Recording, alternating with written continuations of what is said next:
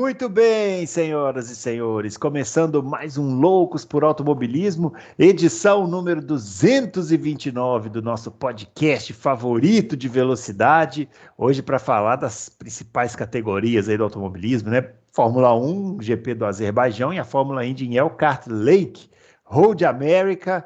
Na Fórmula 1, vitória do Max Verstappen. E você, hein? Você que achou que o Sérgio Pérez ia ter chance de disputar o título, você não tem vergonha, não? Nós vamos falar sobre isso aqui hoje, mas chamando o grande Adalto.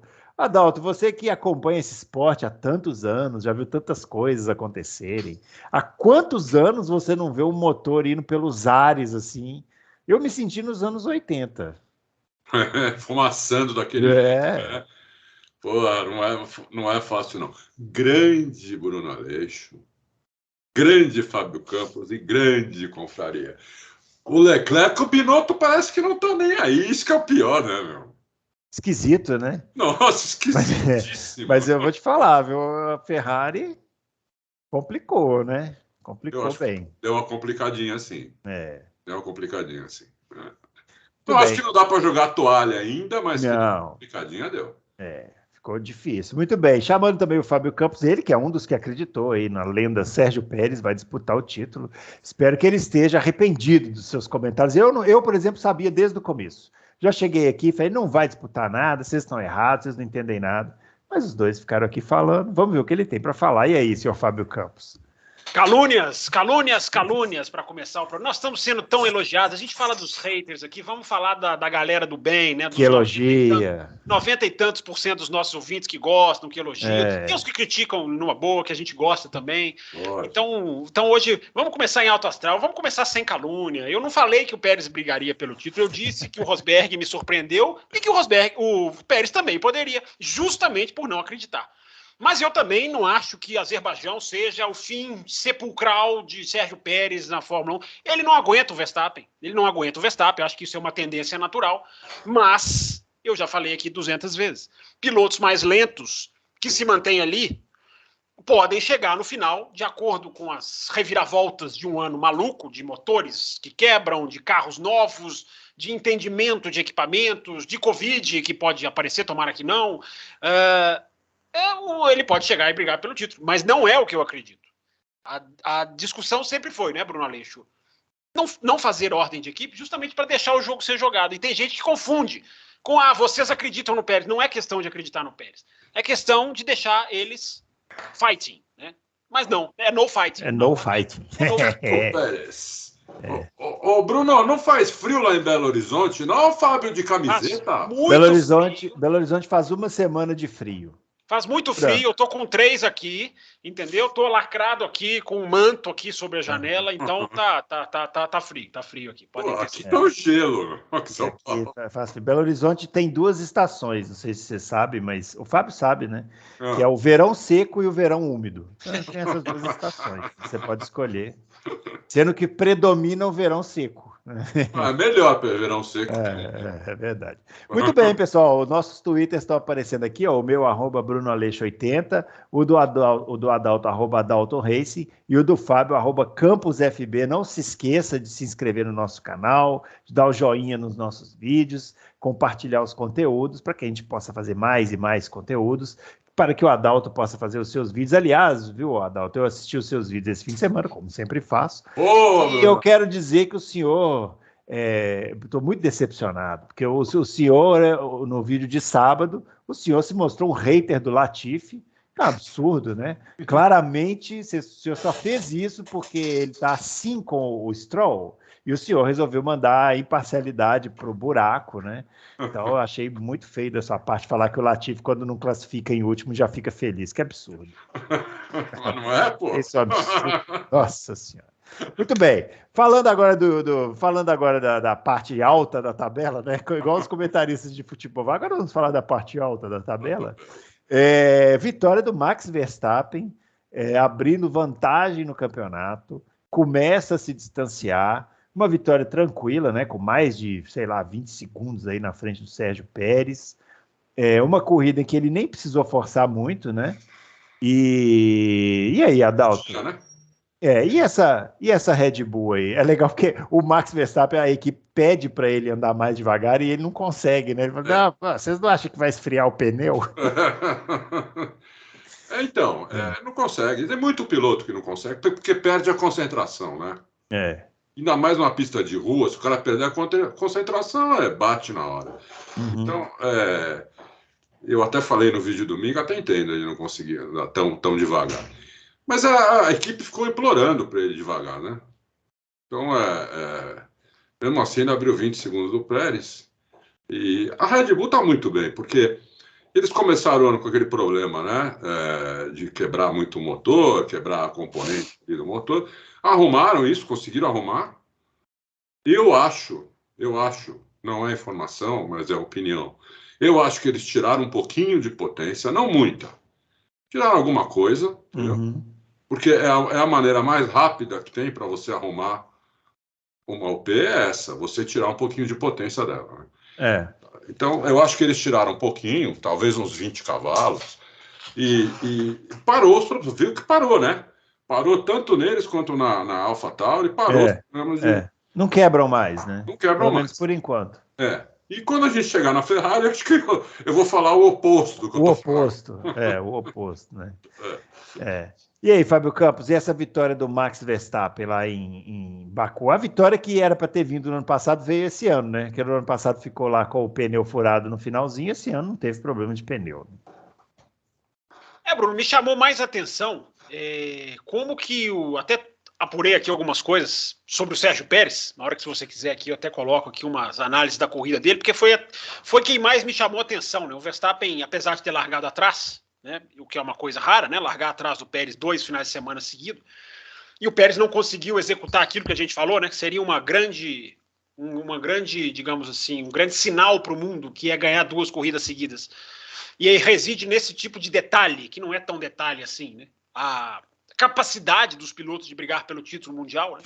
A capacidade de ganhar corridas, e a gente citou isso aqui do Pérez, por isso a sua condenável inverdade na sua abertura. Inverdade é bonito, né, cara? É lindo. Em era de fake news é legal falar. É bonito. Eu acho legal falar inverdade. O Maluf falava assim: o senhor falta com a verdade. Falta com a verdade. Bonito também. Bonito, verdade. Meias verdades também é bonito. Também é muito usado hoje em dia.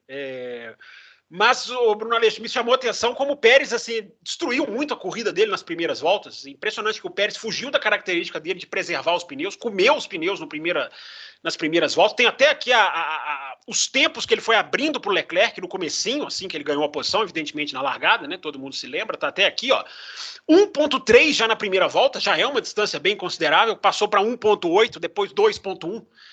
Ou seja, ele acelerou talvez, né? Como o Adalto falou, também não tenho a informação, mas talvez para tirar o Leclerc do DRS, que é uma, digamos assim, é um pensamento plausível. Sim, e depois tem vários rádios dele com o engenheiro, enfim, depois eu cito aqui, mas como você tá, eu sou obediente à pauta e você pediu para falar mais geralmente de Red Bull e Verstappen, é impressionante, né? Eu fico com a impressão da gente estar assistindo. Ainda não cravo, não vou entrar nessa de campeonato, já acabou. Enfim, que muita gente entra. Acho até chato ter que ficar toda vez lembrando isso. Quem quiser achar que já acabou, que ache. Né? Tinha gente que achava que acabou para o Max da terceira corrida do ano. Uhum. Mas eu temo da gente chegar num ponto, que eu repito, eu acho que ainda não estamos, de concluir que é uma equipe adulta disputando contra uma equipe juvenil. E uma equipe que está deslumbrada, de não estar acostumada, de estar brigando pelo que está. Enquanto a Red Bull dá claros sinais de tão à vontade que está, de lidar com situações, de exagerar, porque é aquela preservação de posicionamento, de ordens para os pilotos, que, na minha opinião, é exagerada. Nem precisava nesse final de semana. O Adalto falou aqui na Espanha, não precisava, eu não sei, né? Provavelmente não. Eu acho que nesse final de semana precisava menos, porque a condição de pneu do Pérez era muito pior da do Verstappen. O Verstappen estava com uma vantagem muito grande. Mas, enfim, são assuntos para outros. Então, mas vocês não acham... Agora, falando do Sérgio Pérez, eu vendo o começo da corrida, eu consegui me imaginar na reunião deles antes da corrida. Assim, o que você falaria? Acho que eles chegaram para o Pérez e falaram assim, filhão, é o seguinte, você vai largar para cima do Leclerc igual um maluco, porque nós vamos tomar a primeira posição na primeira volta. Se bater, bateu. O engenheiro fala na volta de apresentação, elbows out, né? Que é cotovelos. Ele fala mesmo. Eu acho que o briefing foi esse, ó. Você vai passar na primeira volta e vai abrir, mas e aí destrói o pneu. O problema não tem problema, porque você tem que sair da zona do DRS do Leclerc para o Max conseguir tentar fazer a ultrapassagem dele. Para mim, o briefing foi esse. Por isso que eu achei uma sacanagem o no fighting, porque o Pérez cumpriu exatamente o que a equipe pediu. Mas será que a equipe pediu isso? Porque justamente o Pérez, que é o rei de andar bem preservando o pneu. Justamente por isso. Eu acho que ele saiu da característica dele para cumprir o que a equipe pediu para ele. Ele cumpriu a risca perfeitamente. Eu acho que no final da corrida os caras tinham que muito obrigado. Você foi espetacular. Fez o papel de coelho. Por aí. Eu acho que não, porque antes do Adalto falar rapidinho, só para passar então toda a informação. Acompanhando a transcrição de rádio, Bruno, o desentendimento dele com o engenheiro tentando passar para ele formas de mexer no diferencial e passar várias mensagens, e ele trocando. Tem muito jornalista lá da pista que falou que o rádio no Azerbaijão é muito complicado, porque é muito prédio, é uma área muito urbana que falha demais. E a troca de rádios dele com o engenheiro dele tem várias mensagens assim. Tem uma hora que o engenheiro fala Tire 6, pneu 6. Que o próprio Pérez responde, eu não sei do que você está falando, não estou entendendo o que você está falando. E tem vários momentos em que ele pergunta o quê, repete. Então houve essa falha de comunicação, mas há esse diálogo da tentativa do Pérez de fazer alguma coisa. Há claramente a identificação do aconselhamento dele ajustar diferencial. Há essa tentativa ali de se salvar. Por isso que eu não acho que tenha sido, pode ser, enfim, mas eu não leio que tenha sido alguma coisa orquestrada, assim, passa, abre, acelera, até porque o passar não era tão garantido assim, né? Não era, mas eu acho que foi assim, vai igual um doido, pode ser que bata, mas se bater, tudo bem, sobra pro Max. Eu imagino que, não sei se foi falado dessa forma pro piloto, porque ninguém é doido, né? Mas eu acho que o pensamento meio que era esse, assim. Só uma última coisinha, há um desentendimento na hora do safety car virtual, por causa do Carlos Sainz, de chamar ele para o box e ele tá ali metros depois, né? Houve muita confusão esse final de semana da linha do box, pode, não pode, aí a FIA emite 3, 4 comunicados, cada hora um meio que complementando o outro, uma bagunça, a FIA tá uma bagunça nesse aspecto de linha do box, e ele teria sido chamado ali com 2, 3 segundos, porque ele entraria, e se ele entra junto com o Leclerc, muda totalmente o cenário da corrida, né? Porque aí ele se livraria desses pneus que ele não andou bem, que foram os que ele desgastou. Aliás, esse final de semana o branco estava muito melhor do que o amarelo, né? O pneu branco, você vê com as McLaren, né? Quem estava com o pneu branco atacou, tinha muito mais ataque. Enfim, Bruno Aleixo, então houve falha de comunicação ali na Red Bull e o Pérez foi fora das suas características, porque é o cara que preserva pneu e comeu os pneus, e o Verstappen teve total facilidade para ganhar dele, não houve a menor dificuldade. E aí, Adalto? É difícil, né? A gente está aqui supondo o que pode ter acontecido. Eu não descarto a sua teoria, Bruno. Opa, obrigado. Que a Red Bull teria pedido isso para o Verstappen. Eu já vi acontecer isso outras vezes. A primeira vez que eu lembro disso claramente foi na última corrida de 86, que era o Prost na McLaren, era o Prost e o Rosberg. Rosberg saiu feito um louco, ele abriu 10 segundos de Senna, Piquet, Mansell e Prost, ele abriu 10 segundos dos caras, né? E o Senna e o Piquet atrás dele, feito loucos, né? Então isso acontece, já vi fazerem isso. Schumacher também fez isso uma vez lá na Malásia. Então, isso é possível de ter acontecido. Mas aí, realmente, se isso aconteceu e depois falaram para não brigar, aí é sacanagem, né? Mas não dá para a gente cravar que foi isso, né? Então, assim, se não aconteceu isso, tipo, o cara falou para ele fazer uma super largada, é normal o engenheiro falar isso pro piloto, entendeu? Você faz uma largada, vai pra cima dele. Vai pra cima. É o tapinha no bumbum do treinador de futebol, vai, do jogador de vôlei. Vai lá, vai com tudo. Sim, é a melhor chance, até porque nós vimos depois de uma coisa impressionante, que o Verstappen, abrindo o DRS, não chegava na Leclerc. O Leclerc sem DRS. Sim. E a Red Bull, até 3 corridas atrás, 4 corridas atrás, passava por cima da Ferrari na reta. Sim. Né? Passava por cima, não só nem DRS. Agora ele com o DRS aberto, 2.200 metros.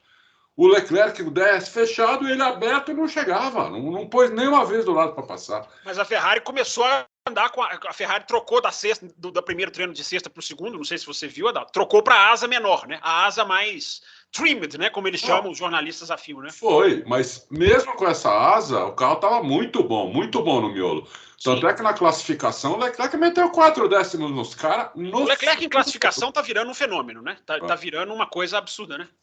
Então, mas no segundo setor, que lá precisa de downforce, é o único lugar que realmente precisa de downforce, e ele meteu 4 décimos nos caras. Então, eu achei que a Ferrari... Não chegamos na Ferrari, estamos falando... Não, mas podemos passar por isso. Vamos obedecer a pauta. Agora que Mas o gancho foi bom, O gancho foi bom. Eu achei que a Ferrari... Meio Ferrari, para fazer a ponte nas duas... É mais uma vez uma pena a gente não ver o que aconteceria, né? Porque o que aconteceria naquela estratégia do Leclerc que parou antes? Não, então, acabou com a corrida, né? Essa quebra da fé acabou com a corrida, porque eu estava achando muito interessante como que isso ia se desenvolver. Porque o Leclerc fez a estratégia, na minha visão, para não parar mais, mas dificilmente ele conseguiria, né? Mas aí... outros conseguiram, Bruno. Outros conseguiram. É curioso, é difícil de cravar, né? Por exemplo, aqui, vou falar para você. O Alonso parou na 18, foi até o final. O Norris parou na 20, foi até o final. Enfim... O Latifi, não vou usar o Latifi, que vocês não gostam do Latifi. O Adalto é o hater. Vocês perseguem o Latifi. Mas enfim. Eu sou hater do Latifi. Desgraçado. Ô Bruno, de novo, né? Porque vamos lá, Mônaco é Mônaco. Mas Barcelona e Azerbaijão, a gente fica sem saber o que seria o duelo, né? Porque seria o duelo descrito e a gente não viu o que aconteceria. A gente só muito legal. Que seria muito legal, não tenho dúvida. Sim, sim. Eu acho assim, agora já falando da Ferrari, por que isso é muito ruim? Porque tá na cara que esse campeonato é um campeonato de 2 equipes de novo, né? Para disputar o título. Só que dessa vez saiu a Mercedes e entrou a Ferrari. Bruno, 1,3 do Leclerc para o resto do pelotão é muitos segundos. É muita coisa. Então, a disputa do título me parece que está meio que fechada entre Red Bull e Mercedes e Ferrari. Só que se uma das equipes, que no caso agora é a Ferrari, tiver muito problema de confiabilidade, não tem campeonato. Não tem campeonato porque na Red Bull não vai ter briga, né, entre os 2 pilotos por vários motivos. E se não tiver briga, não tem. Aí nós voltamos lá naquele patamar de 2020, 2019, que nós vamos começar daqui a pouco a falar, qual vai ser a corrida que o cara vai ganhar o campeonato? É lógico, né, gente? Eu estou sendo drástico, como o Fábio falou. Não dá para bater o martelo aqui ainda. Mas a gente tem... Vamos falar que a gente é ferrarista, mas a gente tem que torcer para que a Ferrari conserte esses problemas para a gente ter um campeonato, porque senão não vai ter, né? Eu acho o seguinte, a Ferrari, ela meteu potência no carro, ela viu que estava perdendo muito de reta, ela meteu potência no motor, já lá em Barcelona já fizeram isso, né? E o motor está abrindo o bico. O que está abrindo o bico ali é o motor de combustão interna, o turbo ou MGU-H, é um desses 3. Para fumaçar desse jeito, eu desconfio bastante do turbo ou do MGU-H, entendeu? E quando vai um para o saco, vai os 2 também, né? Então, eu desconfio bastante. Nós vamos ver isso agora, sexta-feira, se ele vai precisar de um turbo ou MGU-H novo. O que ele vai precisar novo? Se vão trocar todo o motor, o que vão fazer? Mas a única... mas tem uma coisa também, né? A Red Bull não está muito bem, porque ela teve problemas no começo, né? Então, provavelmente ela vai sofrer punição também. Talvez ela sofra depois da Ferrari. Uhum. Mas ela deve sofrer punição no grid também, por causa de troca de UP. Então, só que talvez mais para o fim. Eu acho que o que vai acontecer agora, a Ferrari vai ter que tirar um pouco a potência do motor, né? E eles vão ter muita dificuldade em pista que precisa de motor. E nós temos várias pistas aí. De cabeça eu lembro de umas 5 pistas, 6 pistas que precisa muito do motor ainda, entendeu? Então nessas pistas eles vão ter muita dificuldade. As que precisam menos de motor, é mais uma questão de downforce, tração, tudo, eu acho que eles ainda vão competir bem. Talvez competir para ganhar, inclusive. Mas está mais para a Red Bull, não tem dúvida, né? Não tem dúvida. E aí, Fábio, essa Ferrari anos 80 aí, que quebra bastante, solta muita fumaça. Mais um retrocesso, né, na nossa vida. Vamos lá, Bruno. Antes das quebras, eu fiz um levantamento. 2 coisas que eu vou colocar no Twitter, inclusive, nessa tarde, no momento em que está subindo aqui, quase que no momento em que estamos gravando. Um levantamento que eu fiz e o outro uma linha que eu acho que vai numa linha diferente da do Adalto. Eu resolvi fazer um levantamento, Bruno, computando apenas as provas em que ninguém quebrou. Como estaria a pontuação do campeonato, tirando a quebra? Tirando Austrália, por causa do Verstappen, tirando o Bahrein, por causa da Red Bull, tirando Barcelona, por causa da Ferrari, tirando o Azerbaijão. Computando as corridas em que todos completaram. Veja a pontuação do campeonato nessas provas, Bruno. O Verstappen tem 100 pontos e o Leclerc tem 64. É uma diferença muito grande se você excluir as quebras, porque aí a gente está analisando o desempenho.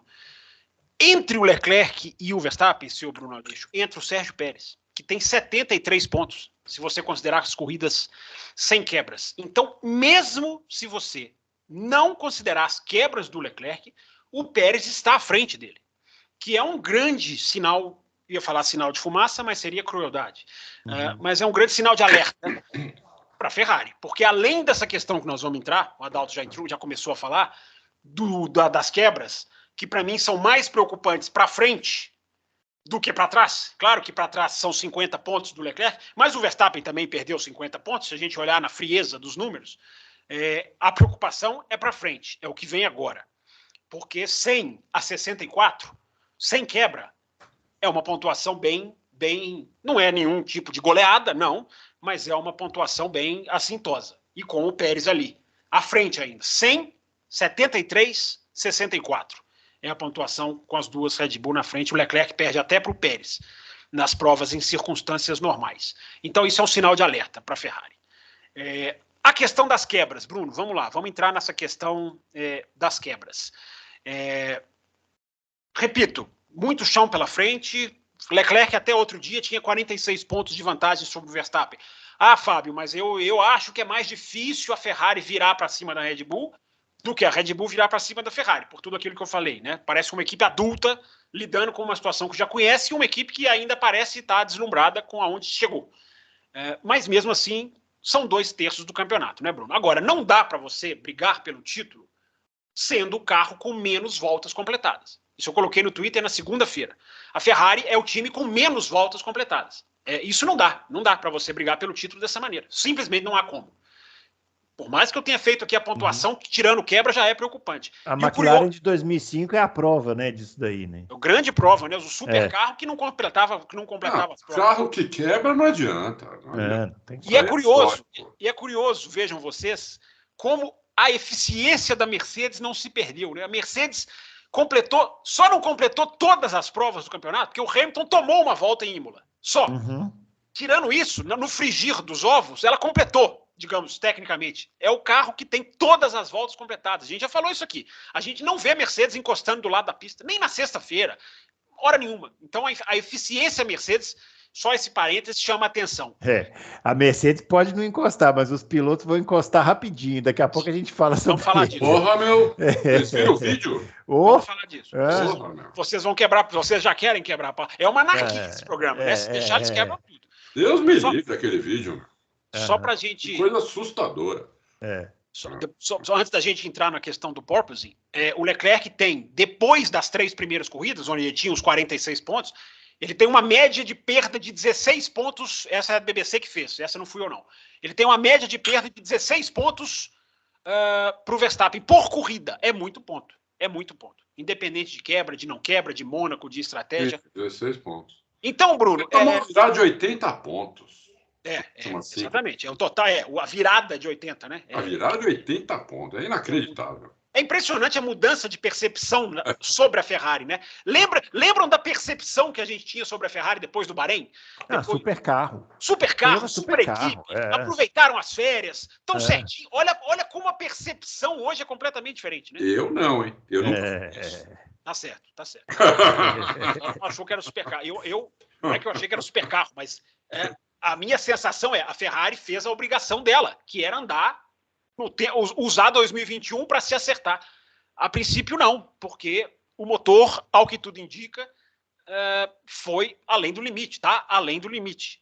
Por isso que eu não, na minha análise, não é aumento de giro de motor.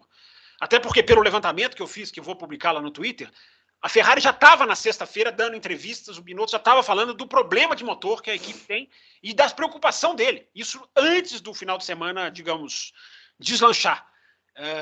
E se a gente analisar, Bruno, o problema é sistêmico, porque, vamos lá, o Leclerc quebrou na Espanha. Desculpa, peraí, Fabião. Desculpa, o Binotto tá jogando pra galera, porque como é que você explica o Verstappen atrás do Leclerc abrindo o DRS numa reta de 2.200 metros e não consegui nem colocar do lado? Asa!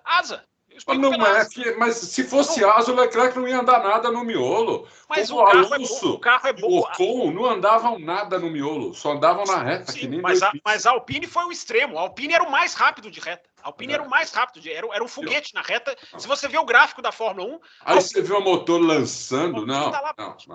Vamos lá, Adalto, a Ferrari tem, comprovadamente, a melhor saída de curva. Sim, a melhor tração é dele. Estilinga melhor. Se a Ferrari já chega, não é que o Binotto está jogando pela galera, porque o Binotto não pegou o microfone o Binotto foi perguntado, por causa justamente disso aqui que eu ia falar agora.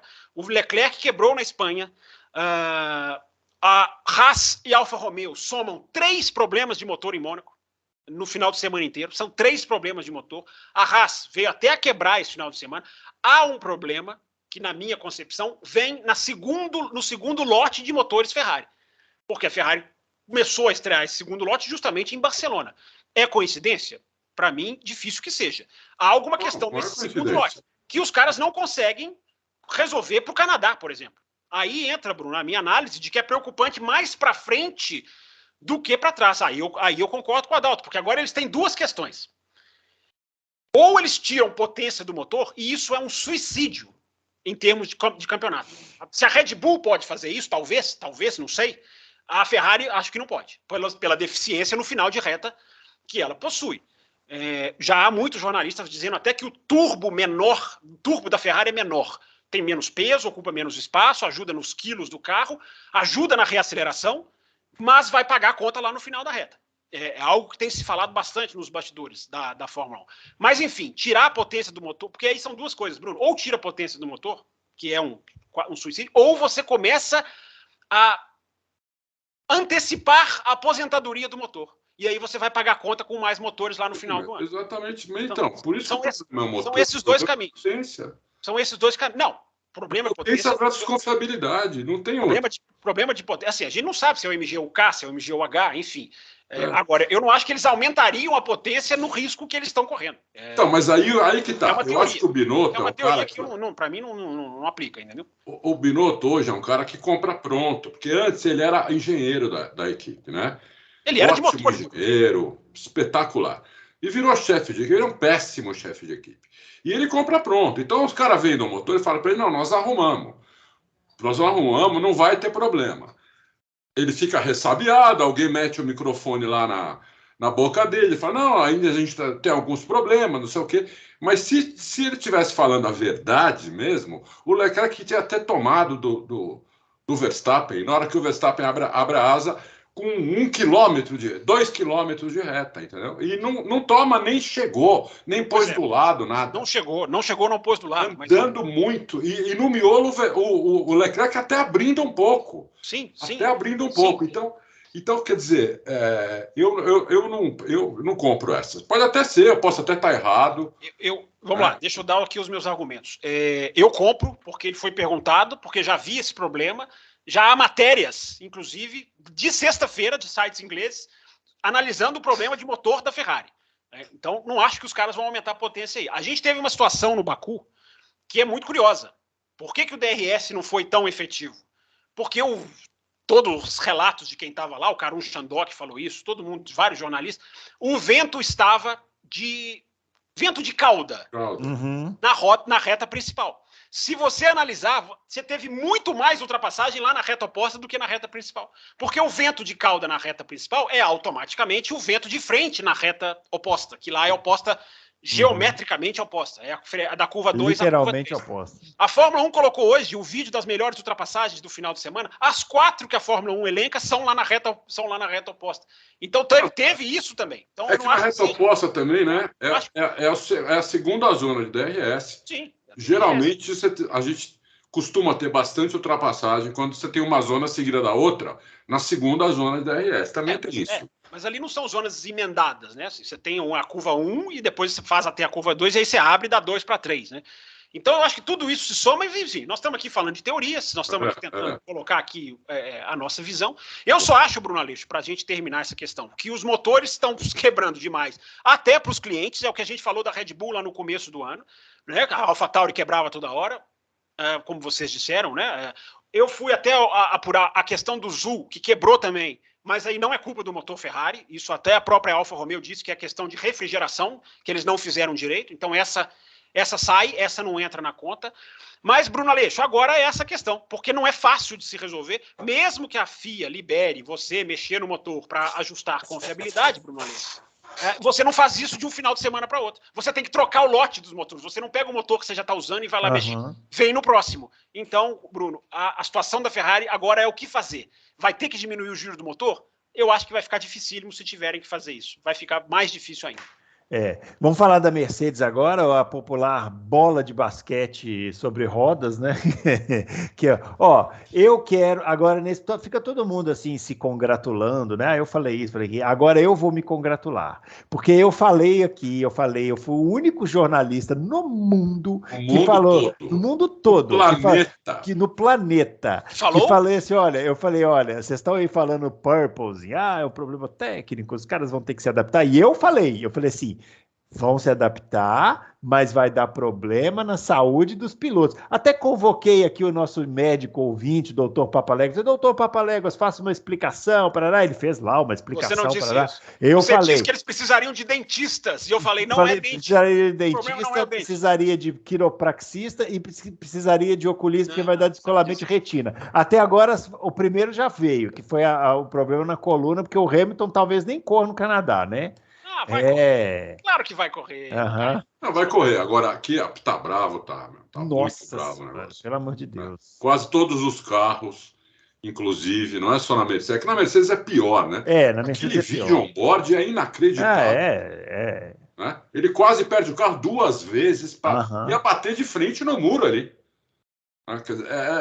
Tá bem perigoso mesmo. Isso aconteceu muito também na primeira vez do efeito solo, né? Não no primeiro ano, no segundo. Isso que foi incrível, né? No segundo ano, em 79, aconteceu muito mais em 78. E ele, quando o carro escapava, né? E dava aquelas puta porrada que, né, até quando morreu o Gilles Villeneuve, tiraram de uma vez. Eu realmente não sei o que eles vão fazer.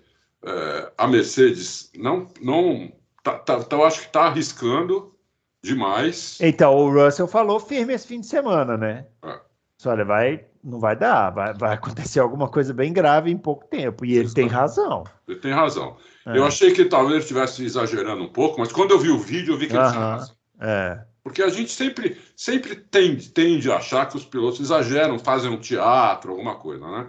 Mas nesse caso não é, porque tem esse vídeo e eu coloquei no Auto Race, inclusive, lá na matéria lá, que o Christian Horner disse que é contra mudar as regras por causa do kick, né?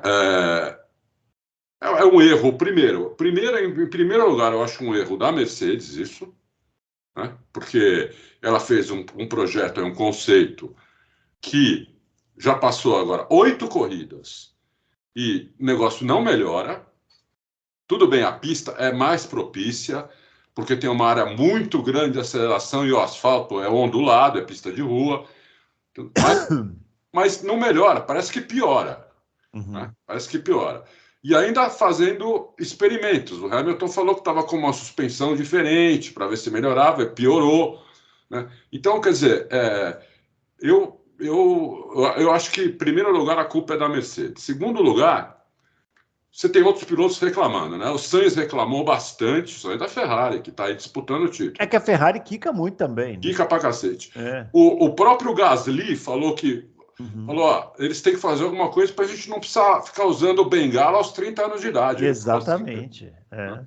Então, quer dizer, você tem vários pilotos aí que estão reclamando. Então, eu acho que a Fórmula 1 tem que fazer alguma coisa. O que eu não sei. Eu não vou dizer aqui que eu acho que tem que fazer, porque eu não sou engenheiro, entendeu? Levantar o carro de todo mundo, talvez isso seja injusto, com, por exemplo, a Red Bull, que consegue andar com o carro baixo, né? Como seria uma sacanagem, como fizeram com a Alfa Romeo, que a única que conseguiu fazer o carro no peso mínimo, e a FIA aumentou o peso mínimo. Sacaneou com a Alfa Romeo. Fudeu com os caras que conseguiram fazer o negócio direito. Então, eu não sei o que precisa fazer, mas alguma coisa precisa fazer, porque é uma competição. Não é falar para a Mercedes, Mercedes, levanta o carro. Sim, levanta o carro, perde mais meio segundo, não vai nem marcar ponto. Né? Porque já largou 1 segundo e 3 atrás, vai largar 2 segundos atrás, eles não vão levantar o carro. Então, precisa fazer alguma coisa, precisa ser feita.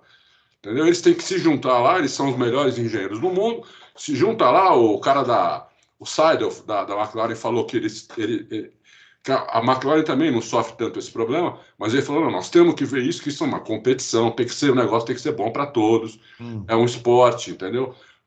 Todo mundo sabe que se levantar o carro só que vai perder muito desempenho, como isso é uma competição, ninguém vai fazer, entendeu? Então eles têm que arrumar outra maneira, alguma maneira de isso minimizar a ponto, não pode virar um perigo. Desconforto para o piloto, eu até estou passando por cima, mas não pode ser perigoso, entendeu? Não, é que não é desconforto no sentido de que você está no seu carro, não é isso. É desconforto no sentido de que não dá. Não, saúde mesmo. Eu não sei como o Hamilton chegou no final da corrida, sinceramente, né? Saúde, enfim. né? E aí, Fábio? Bruno, eu acho que a gente tem que analisar a seriedade do problema e analisar os aproveitadores do problema, né? Aqueles que vão tentar se aproveitar, porque é esse o jogo que os caras jogam, né? Os caras vão puxar, cada um vai puxar a sardinha para o seu lado. A reação que mais me impressionou foi a do Daniel Ricciardo, que ele estava naquele pontinho onde os pilotos dão entrevistas, né? Naquela área ali delineada. Chiqueirinho. Chiqueirinho, a gente tá chamando os pilotos de porquinhos, né? Se bem que eles saem bem porquinhos do carro. É verdade. Tem um fundo de verdade nessa daí. E a reação do Ricardo é muito impressionante, porque o Ricardo ele não teve tanto. Ele fala assim, eu não senti, mas não senti tanto. Então, na hora que eu vejo a câmera on-board da Mercedes, ele chegou, a Sky Sports da Inglaterra mostrou ele chegando para a entrevista.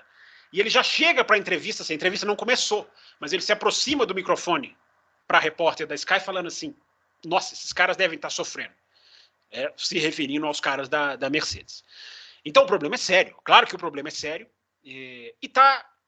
eu imagino quanto deve estar tirando do prazer desses caras de guiar, né? Porque hoje em dia um carro de Fórmula 1 não é uma coisa confortável, né? Tudo bem, não tem que ser, mas é como vocês falaram, ao limite do conforto e o da saúde, já passou da questão do conforto. Mas aí é curioso, né? Aí você vê a frase do Christian Horner, né, que é absolutamente, eu não duvido nenhuma vírgula, quando ele fala que não.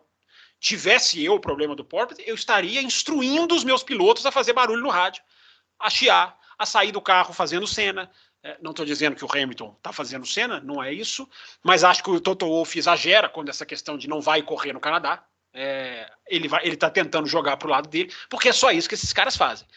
A ponto do Christian Horner dizer a frase maravilhosa que deveria ser impressa e pregada. Se eu pudesse, eu pregava aqui, aqui onde eu ainda tenho um espacinho sobrando, que abre aspas, não é justo mudar o regulamento só porque algumas equipes não conseguem atingir o objetivo dele. Fecha aspas. Que é exatamente o que ele está fazendo com o limite de orçamento. É absolutamente exato do que ele está fazendo.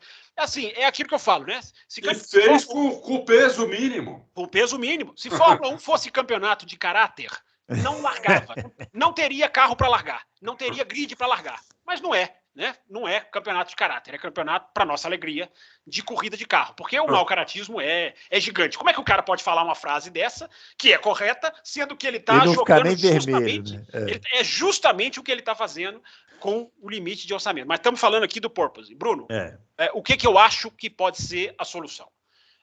sou rigorosamente contra a intervenção da FIA no sentido de levantar os carros. Vamos todo mundo levantar os carros, porque você vai interferir no Campeonato Mundial de Fórmula 1. Você vai interferir na performance, você vai interferir nos resultados, você vai interferir na distribuição de força. Fábio, mas é em nome da segurança. Ok, vamos trabalhar como em nome da segurança? Para mim, deve-se usar a regra da bandeira preta com círculo laranja. Nós, FIA, vamos colocar um sensor nos carros. Quem atingir o nível de porpoising A, B ou C é bandeira preta e laranja. Recolhe o carro, meu amigo. Para mim, a postura da FIA deve ser meio que assim, se virem, mas acabem com isso. Se virem, acabem com isso. Mas eu vou perder um segundo. O problema é seu, cara. Tem gente que não está perdendo um segundo. Tem gente que não está. Então, por que eu vou tirar de quem não está?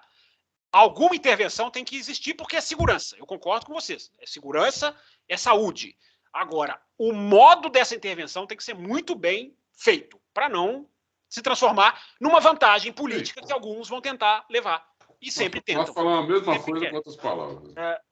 Tem que virar para as equipes e simplesmente proibir o porpoise. Olha, vocês não podem correr com o carro de vocês chacoalhando. Quem chacoalhar, eu vou mandar para o box. Aí elas resolvem. Elas vão arrumar um jeito de resolver. Porque não tenha dúvida, Bruno Aleixo, que tem muito... Eu ia falar a palavrinha feia, vou falar mais bonitinha. Dane-se. Tem muito do dane-se dos engenheiros para os pilotos. Tipo assim, meu amigo, a performance vai com isso aí, você vai com isso aí. Entendeu?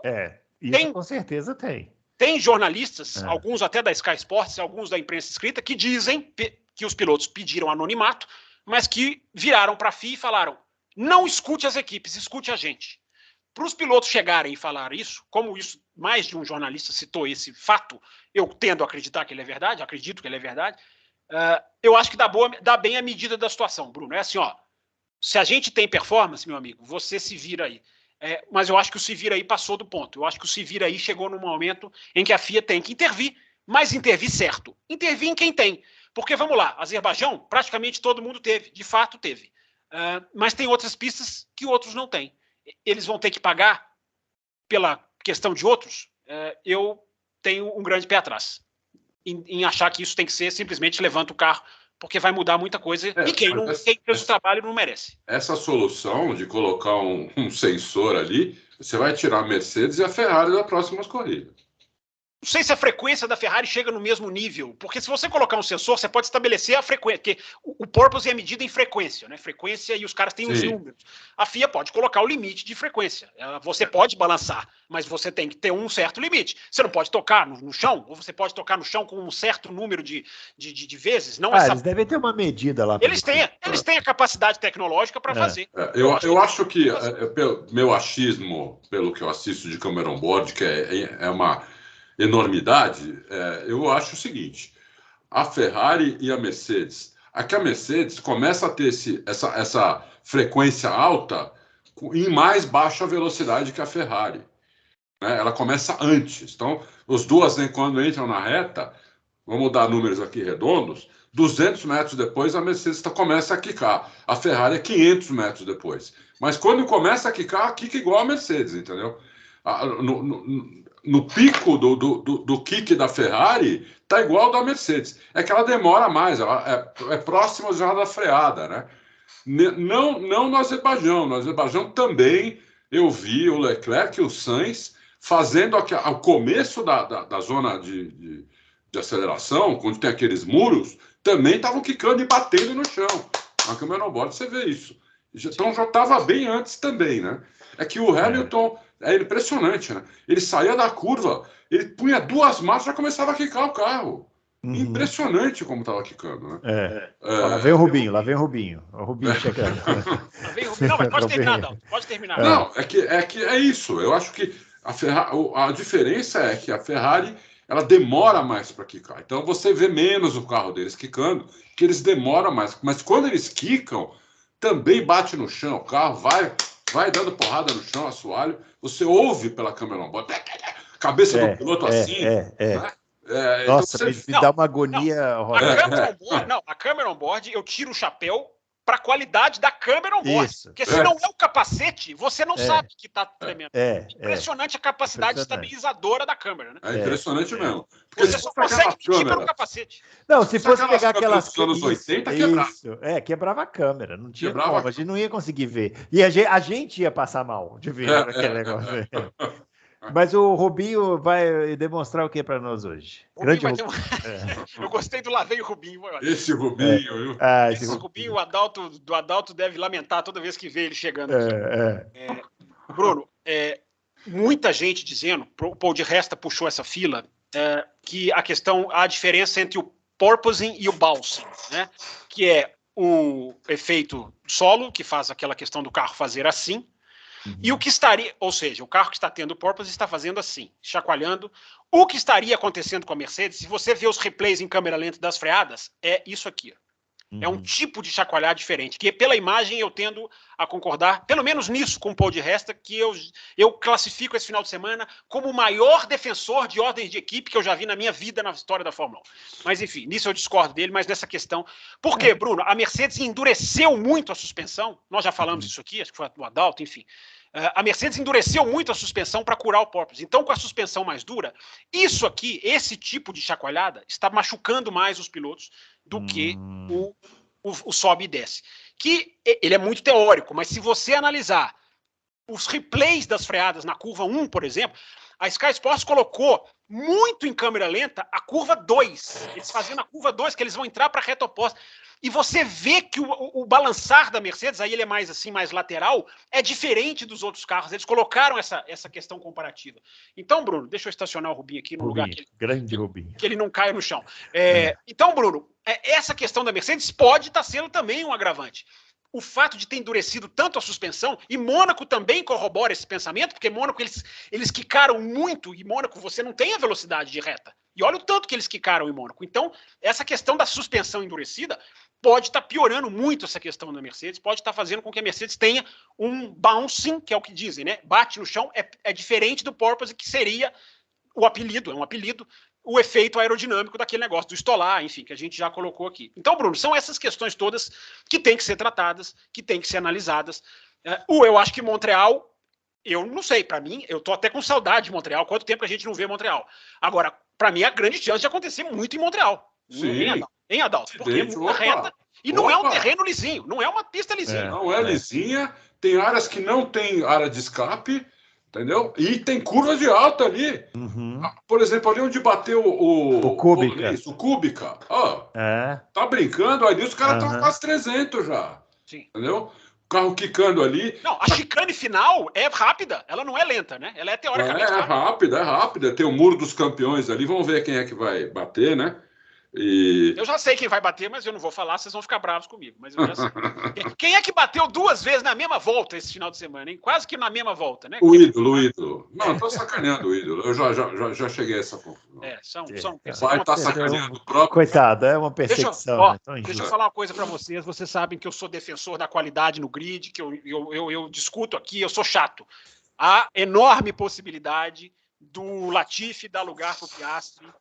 Os rumores são sérios, é de gente confiável. Tem gente que diz que já é agora, a partir de Silverstone.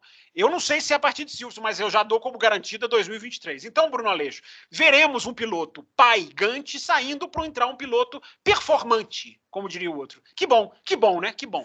Falar em pilotos performantes, mas já mais velhinhos, né? Então, tivemos o Vettel e o Alonso fazendo umas corridas bem boas, né? Principalmente o Vettel deu uma errada lá uma hora tentando mas eu acho que não foi bom, não, por causa disso. Ele perdeu muito naquela rodada ali, né? Perdeu, mas ainda finalizou em sexto lá. Em sexto. Olha, faz tempo que eu não vi o Vettel ter um desempenho, fora o erro evidente, não pode errar. Fora esse erro, o desempenho dele foi muito bom, né, meu? E não ele sempre anda bem nessa pista, né, Adão?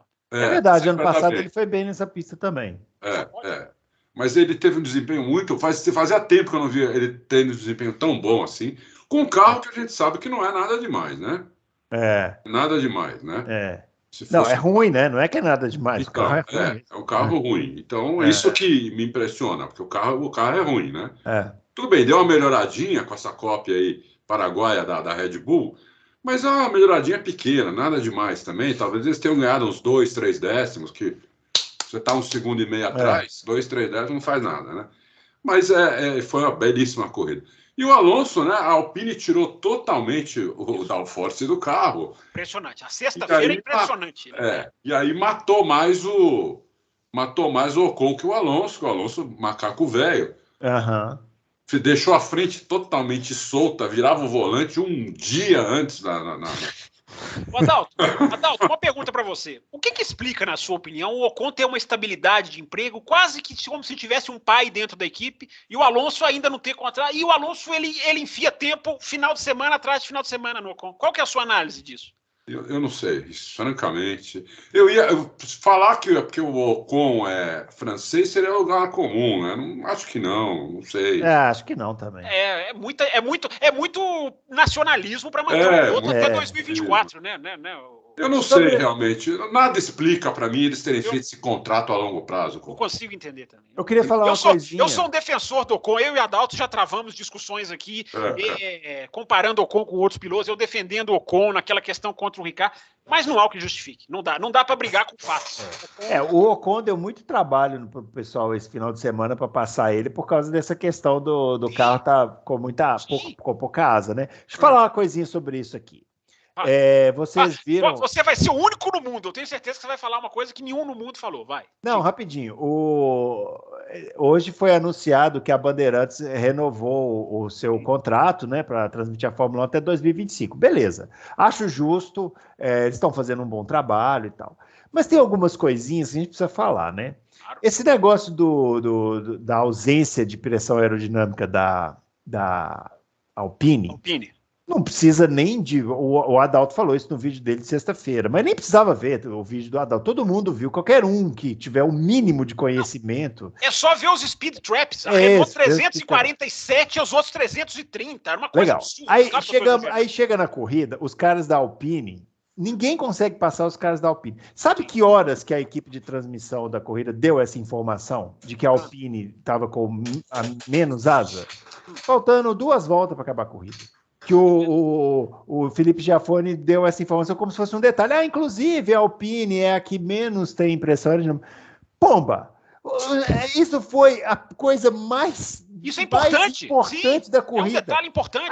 Aí você traz aí você vai pensar o quê? Bom, nós estamos falando da TV aberta. Várias pessoas, a grande maioria das pessoas que assistem corrida na TV aberta não vai nos canais pegar informação e tal, fica assistindo só ali.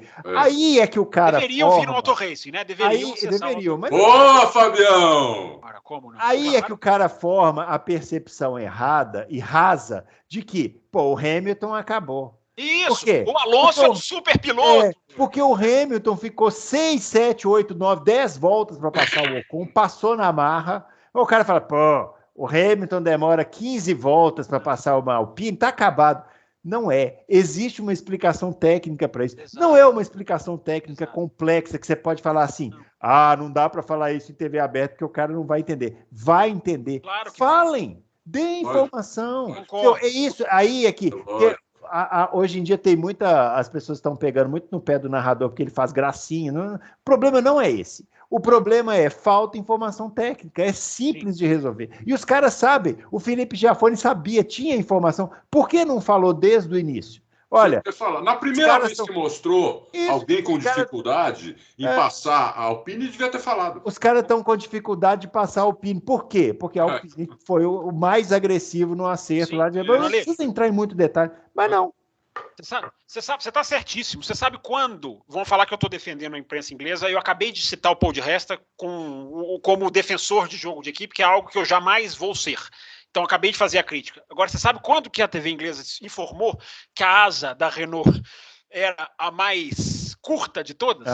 Na sexta-feira, antes do carro sair para o box. Então. Os caras já estão tão treinados que eles visualmente eles já identificam. Claro que hoje em dia existe, existe o balancete das equipes do que elas estão fazendo para o final de semana, mas é impressionante. Eu estou até assustado com isso que você está falando. Eu acho.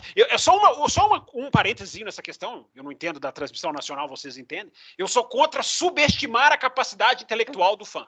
Exatamente. Muita gente vai nesse argumento, né? Não, tem que falar pro povão. O povão não é idiota. O povão não é idiota, exatamente. Por que tem que essa mania de tratar as pessoas como idiotas? Exato. Assim, tem os idiotas, mas foda-se. Você tem que falar. Você tem que falar. Você tem que falar. Mas o Bruno falou, você tem que passar informação. Informação. Isso não é uma informação. Muitos vão entender. É uma informação que é técnica, mas não é complexa. Não é complexa. Qualquer joguinho de não é explicar o MGU-K. O acerto é menos asa ou mais asa. Então é simples demais de resolver. Você ensina, né, Bruno Aleixo? Você explicando, você está ensinando, gente. Tá o carro põe menos asa, ele tem menos resistência ao ar. Por ele ter menos resistência ao ar, ele vai mais rápido de reta, mas ele vai sofrer na parte sinuosa. Porque você pega, aí você começa a receber mensagem no WhatsApp daqueles caras achando, tá vendo? Eu falei que o Hamilton não sabe mais nada, porque o cara fica atrás do... tem que aposentar. Aí o erro é seu. Você está em grupos nocivos de WhatsApp. Aí você... é impressionante. Eu até coloquei no Twitter, o pessoal está falando aí que o Hamilton tomou, não serve mais, é uma farsa, acabou porque está tomando 7-1. Eu vi você falando isso, foi bom você ter falado. Entendeu? Porque é uma análise tão superficial, né? Lógico. Aí você não precisa assistir a corrida, você vai só no site lá e vê a pontuação, acabou. Exatamente, comentarista de tabela. Exatamente. Quem assiste as corridas tem que ter um mínimo de capacidade. Então, o pessoal da Band aí, ó. O site da Fórmula 1, tudo bem, eu concordo com você. Eu acho que quem vai entrar no site da Fórmula 1 para ler a análise técnica da sexta-feira, ou é jornalista, ou é muito fanático. Mas o gráfico que a Fórmula 1 postou de velocidades de reta é assim, é a linha, que era a Ferrari, era a linha base, e quem estava quanto mais rápido, mais para baixo. Você vê a Alpine rosa lá embaixo. E a McLaren, inclusive, é que estava mais acima. Ou seja, aquele momento durante a prova em que as McLarens, não, vamos fazer ordem de equipe, não pode passar o Ricardo, não pode passar, porque a Renault tá... Mas não ia passar nunca, eu não gosto de cravar. Mas eu assistindo aquela briga, eu falei, gente, com os dados, eles não vão pegar eles em velocidade reta. Não, a McLaren, vamos falar da McLaren agora, né? Só para finalizar esse assunto, ó, pessoal da Band, parabéns pela renovação, muito bom, trabalho excelente, fantástico e tal, mas vamos melhorar a informação. Não tem problema da informação. A informação existe para ser dada, para não criar percepções erradas, entendeu? As pessoas, né, têm que avaliar as coisas do jeito que são, porque senão fica muito difícil. Só a gente aqui com os podcasts ter que ficar dando essa explicação o tempo inteiro e ainda ser acusado de eu torce para o Hamilton. Não é. É porque nós estamos dando informação, simplesmente isso. Falando da... fala, Dalton. Tem gente que confunde também muito informação com opinião, né? Exatamente. O cara e simplesmente, aí é uma culpa já da nossa escola, né? Que não consegue fazer as pessoas distinguirem uma coisa da outra, né? Então, o Adalto, você, assim, não sei se já aconteceu com você, deve ter acontecido muito no Auto Race. No meu caso, você coloca um gráfico no Twitter e o cara fala discorda do gráfico. O cara discorda do gráfico. Então, tudo bem, ele pode até falar, cara, mas esse gráfico está contabilizando isso, ele pode até entrar no pormenor. Lógico. Mas ele coloca o gráfico como se fosse opinião. Assim, ele vai completamente na contramão, entendeu? É engraçado. Informações, pessoal, informações. É só isso que a gente pede. Vou falar da McLaren, porque eu fiquei rindo, né? Achei muito engraçado a McLaren, porque os pilotos ficaram pedindo assim, eu tô mais... Mas eles estavam a léguas de distância uns dos outros. Tanto o Ricardo no começo pedindo pro Norris andar mais rápido, quanto no final o Norris também, eu tô mais rápido, eu quero passar, mas estava a léguas de distância. E a léguas de distância da Alpine lá na frente, a McLaren, não, nós vamos trocar aqui, isso faltando 3 voltas para acabar a corrida, nós vamos trocar aqui, aí você tenta, aí se não conseguir, aí você cede a posição de... Sendo que ele estava tipo a 3 segundos, não estava nem abrindo o DRS, assim, eu não entendi, eu não sei se eles fizeram isso para incentivar os caras, ou se foi uma coisa... Não sei. Eu achei, posso estar enganado, inclusive, posso estar enganado, mas a minha percepção foi que quando o Ricardo pediu para ultrapassar o Norris, primeiro foi o Norris que pediu para ultrapassar o Ricardo, não foi isso? Foi. Não. Primeiro o Norris, isso. Primeiro o Ricardo tá atrás, no final o Ricardo tá na frente. Primeiro o Ricardo. Eu achei que o Ricardo forçou muito a barra, porque ele pediu, e na minha eu vi o Norris abrindo imediatamente dele. Assim, ele o Norris está muito devagar, e meia volta depois o Norris já tinha posto meio segundo nele. Falei, opa, tem alguma coisa errada aí. Aí, quando o Norris pediu, eu achei que o Norris estava mais rápido. Mas é um achismo também. Eu não fui conferir o tempo de volta. Você tá contando a sua Foi impressão. Eu não fui conferir o tempo de volta ali naquele momento para ver se estava mesmo. Mas tive essa impressão. Mas a McLaren não deixou nenhum nem outro, né, passar, né? Então tá bom. Não tá ruim. Não deu para entender assim muito bem o que a McLaren pretendia. Né? Eu acho que assim, a McLaren podia ter respondido, você tá mais rápido, passa. Passa, ou chega mais perto, né, pra gente decidir o que fazer. Eu tô a 3 segundos atrás, tô mais rápido que o cara. Como você sabe se você não tá nem vendo ele, né? Basicamente isso.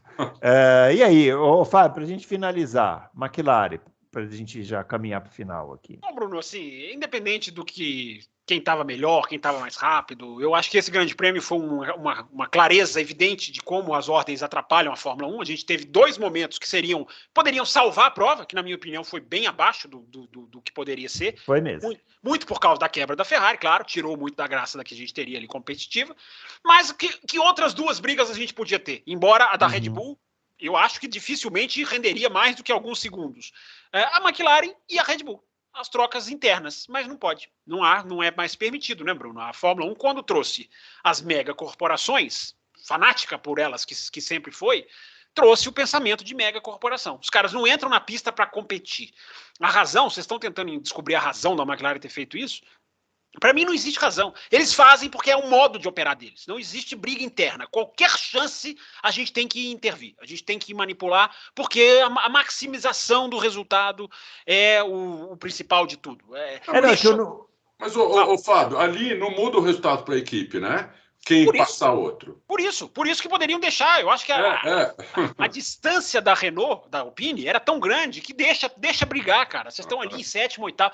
Os pilotos são tratados como meninos de kart que vão se destruir na primeira curva. É isso que eu não entendo. É isso, não há o menor respeito esportivo pelos pilotos, porque o Ricardo bateu no Azerbaijão com o Vettel.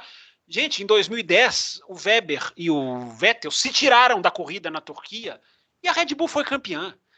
As coisas não são essa matemática que a Fórmula 1 está educando as pessoas. Agora, Bruno, a culpa também dos pilotos, né?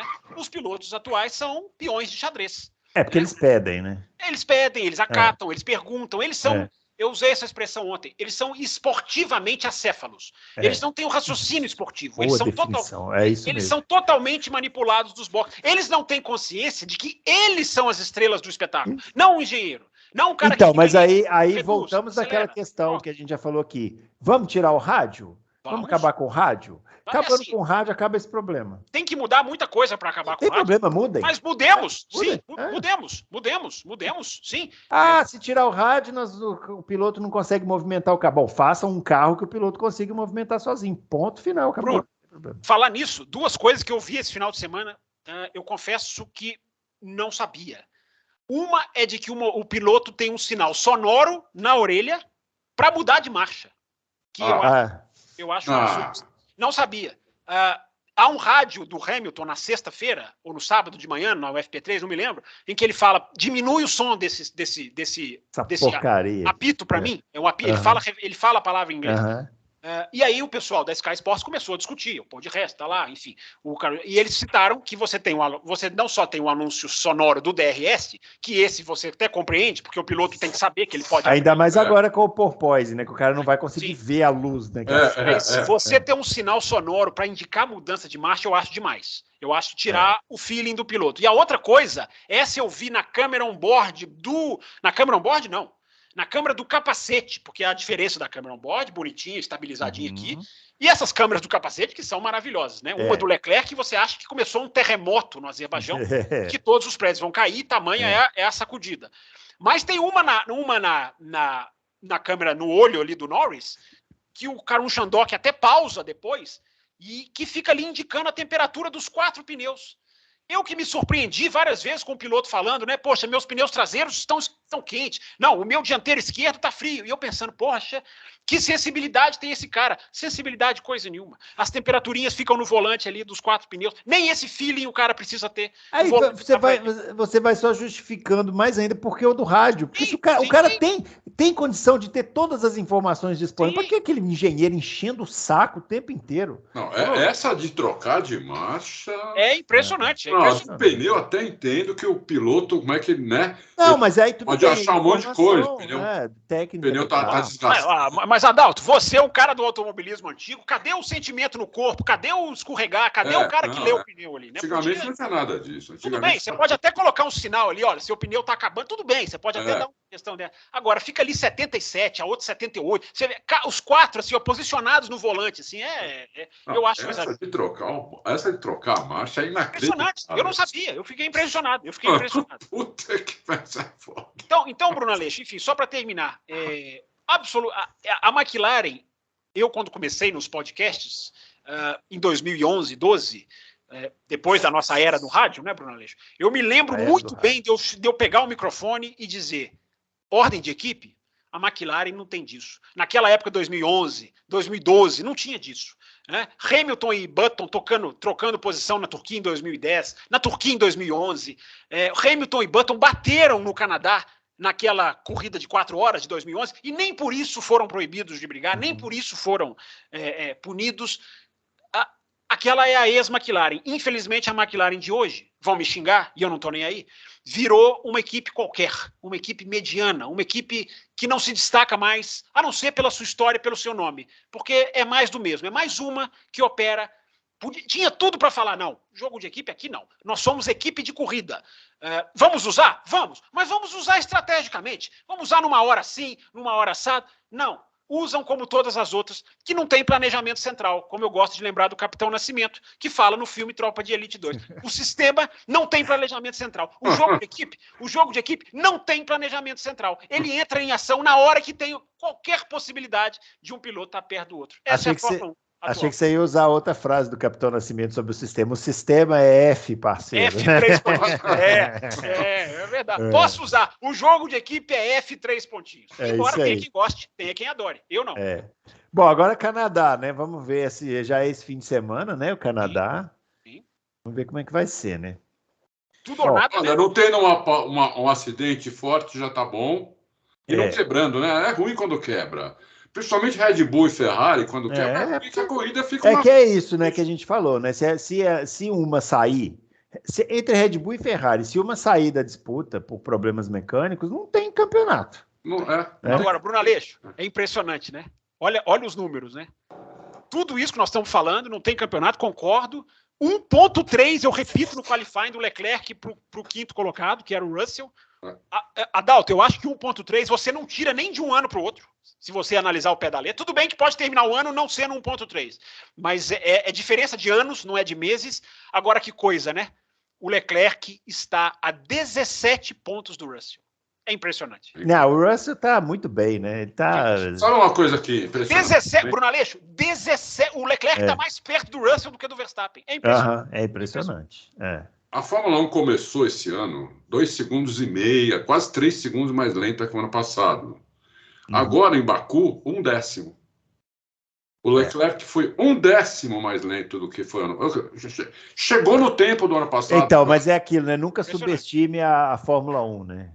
Nunca já chegou no tempo. E as outras não chegaram. Por isso que a partir do Russell, 1 segundo e 3, porque elas estão no tempo do ano passado ainda. Não é verdade. Adalto, então, você está falando aqui, eu estou pensando. Montreal, nós vamos comparar só com 2019, porque foi a última corrida em 2019. Então já vão bater 2019. Já vão bater, provavelmente. Aliás, 2019, né? Nunca nos esqueçamos da corrida roubada, né? Que tomara também não se repita. Isso, roubada do Vettel. É curioso ver o perfil da Fórmula 1 das redes sociais mostrando o Vettel trocando a plaquinha, que é divertido, é legal, mas não mostram o lance, não mostram. Né? É engraçado, né? É engraçado, é muito engraçado. Do Vettel. Nós dois ficamos indignados aqui, eu lembro muito bem disso. Sim. Porque o Vettel cometeu um erro legítimo defendendo a posição, simplesmente puniram o cara, meu. Sim, absurdo. Tá no começo do Loucos. A gente começou mais no mêi de 2019. Era um dos primeiros Loucos e acho que foi a primeira vez que a gente concordou, que a gente discorda toda hora. Mas aquilo ali foi um absurdo. É um absurdo. E aquilo tem que ser repetido. Eu tô brincando aqui, mas aquilo tem que ser repetido para as pessoas nunca se esquecerem. Mas é o jogo de equipe, que as pessoas se acostumaram. Não, mas na era das assessorias limpinhas, nunca que a Fórmula 1 vai colocar isso vai colocar o Vettel. E não se assuste se na próxima vez que colocarem o Vettel trocando a plaquinha, vão botar uma musiquinha divertida, tipo, ele trocando a plaquinha, né? A musiquinha dos Trapalhões que você adora. Exatamente. Bom, vamos falar da Fórmula Indy rapidinho, né? Grande prêmio de Road America, Elkhart Lake, pista favorita do Adalto. Nossa Senhora. Não foi assim. Não é a sua, Bruno Aleixo? Qual é a sua pista favorita? Tirando Indianápolis, vai. Não, eu gosto mais de Laguna Seca, mas o Elkhart Lake tá no top 3 tranquilamente aí. Mas a corrida foi mais ou menos. A corrida foi o seguinte: ela começou muito frenética, assim, com muitas batidas, acidentes. Teve um acidente, não sei se vocês já viram aí nas redes sociais, mas o Devlin De Francesco tirou o Will Power da corrida, assim, de um jeito muito grotesco, para usar uma frase educada, e o Will Power provavelmente não usou uma frase educada quando no final da corrida foi lá e descontou do Devlin De Francesco, jogando o carro em cima dele depois da bandeirada. Virou NASCAR o negócio. Tipo um NASCAR, tipo um NASCAR, só que sem envolver o risco de vida. Aí depois disso a corrida acalmou, teve um meio bem morno, e no final voltou a ficar frenética, porque teve uma bandeira amarela por causa de uma quebra do Pato Award. E aí a relargada também espetacular, o Romain Grosjean botando roda na grama para ultrapassar acho que o Alexander Rossi. O Grosjean deve ter adorado essa pista, né? A pista para ele, né? Uma pista de freadas agressivas, né? Isso. Então, se dizem que é a piloto agressivo essa daí, mano. Dizem que é a Spa Indy, né? O Grosjean conseguiu um pódio de Lotus em Spa. Ele chegou em quarto nessa prova. A vitória foi do Joseph Newgarden. Ele, corrida muito consistente, andou em segundo na primeira perna. Aí nos boxes, a Penske foi mais rápida do que a equipe Andretti, né, do Alexander Rossi. Eles trocaram de posição. E aí o Joseph Newgarden só administrou até o final. A liderança do campeonato da Fórmula Indy é do Marcus Ericsson, que fez uma ultrapassagem em cima do Alexander Rossi no final. O que uma pontuação de 500 milhas não faz, hein? O Marcus Ericsson, né? É líder mas atenção, hein? O Marcus Ericsson estava em terceiro. Aí na última relargada, ele foi para cima do Alexander Rossi, fez uma ultrapassagem de cinema. Não, do Rossi. O Palou ficou fora cedo, ele acabou se envolvendo também num acidente lá, naqueles acidentes do começo, e ficou fora cedo. Acho que com o Rinus VeeKay que ele se envolveu lá numa batida, mas ele fez a ultrapassagem em cima do Alexander Rossi no final, garantiu o segundo lugar, e o senhor Marcus Ericsson vai construindo uma liderança consistente na Fórmula Indy. Olha, rapaz, não sei não, viu? Às vezes o cara quando veste o carro combina, né? Com o que o cara gosta de guiar. É que ele ainda não tinha vestido até no ano passado, mas parece que agora vestiu, né? Agora vestiu, né? Tá muito bem. Entendeu como funciona o carro, talvez, né? A pontuação, vocês estão esquecendo que a pontuação de Indianápolis é muito maior. A pontuação de Indianápolis é maior, tem que fazer essa ressalva. Não vai durar. Falando em Indianápolis, o Hélio Castro Neves, na última relargada, cometeu um erro básico de principiante, né? Ele acelerou muito na curva de entrada da reta, muito antes, o carro distracionou, rodou sozinho e ele ficou fora da prova. Eu não sei não, o pessoal da transmissão falou que o Hélio está começando as negociações para renovar com a equipe, né? Eu não sei não, viu? Eu acho que talvez no ano que vem ele volte a ter o esquema só em Indianápolis mesmo, porque está provado que, embora ele ainda tenha alguns lampejos, igual a classificação em Detroit, né, que ele conseguiu classificar em quarto lugar e tal, mas eu acho que já passou a fase, né? Talvez não esteja mais em condições de pilotar um carro, um monoposto em alta performance. Circuito oval é diferente, né? Circuito oval, principalmente em Indianápolis, tem essas características próprias e dá para levar. Mas em circuito normal, misto, eu tenho receio de que não tem mais condições mesmo, infelizmente. Quantos anos ele está? Boa pergunta. É mais novo que o Bruno, eu acho. Vamos fazer aqui a pesquisa, né? Ô, Bruno, isso aí que você está falando... Bruno tem 80, tem que ser mais novo que ele.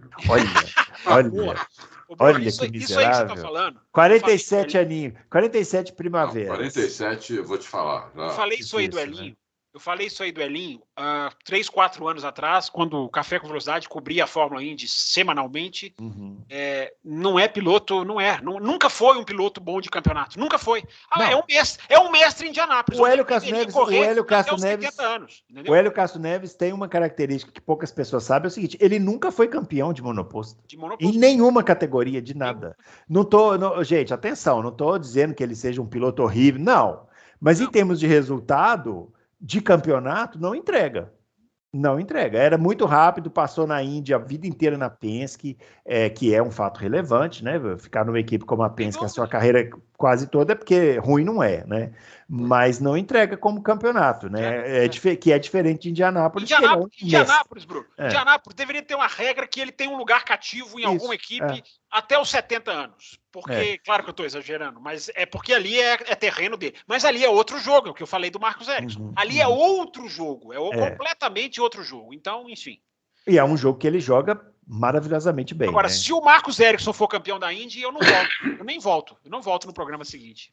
Rapaz. Porque vai ser impressionante. Olha, não fala isso, hein? Vai ser impressionante. Vou te falar, viu? Sei não. Na frente do Dixon? Na frente do Palou? O Dixon esse ano... o Dixon é outro que deve estar com mais de 40 também, né? Muito mais. Mas o Dixon é assim, né? O Dixon, ele passa da metade do campeonato, normalmente ele... ele desperta, né? Enfim, é isso a Fórmula Indy. Vamos ver, né, como é que vai ser esse final de campeonato. Continua sendo essa vitória valeu para o Joseph Newgarden $1 milhão, né? Porque que beleza. A Indy tinha uma premiação especial lá para o piloto que conseguisse vencer uma prova em oval, uma prova em misto e uma prova em circuito de rua. Ele tinha vencido um circuito de rua e um em oval, faltava o misto. E aí agora ele venceu e faturou lá $1 milhão de Bidens. A Fórmula Indy tem essas premiações aí, né? Bruno, $1 milhãozinho, hein? Para vocês dois essa, hein? Se fala tanto em Colton Herta, em Patricio Ward, esse é o injustiçado no que se diz respeito à Fórmula 1, né? Deveria estar sendo mais cotado, né? Deveria mesmo. Deveria, mas há muito tempo já. Deveria, mas o Colton Herta também, se conseguirem segurar ele nessa questão dele não ter muita cabeça... Eu acho o Colton Herta um excelente piloto. Excelente piloto, para ser trabalhado. É um diamante a ser lapidado. Que clichê horroroso, né? Mas o Newgarden, para mim, nos que diz respeito à Fórmula 1, ele é o injustiçado. Ele tinha que estar, pelo menos, sendo citado. Ele é muito bom. É verdade, fez uma boa corrida. Muito bem, pessoal, é isso então. Finalizando o nosso Loucos pro Automobilismo, a gente volta na quinta-feira respondendo as perguntas. Na sexta-feira já temos carros na pista no Canadá e já temos o Adalto gravando vídeos xingando o Latifi, né? Que é a nova modalidade preferida dele. Ele está saindo da Fórmula 1, ele tem paciência, ele está se despedindo. Sou hater. Hater total do Latifi, absurdo. Engraçado. Muito bem. Finalizando então esse Loucos pro Automobilismo, não se esqueça do nosso joinha, não se esqueça de se inscrever no canal. E a gente volta na próxima quinta. Deixe sua pergunta registrada lá que a gente vai responder, beleza? Um abraço para todo mundo e até lá.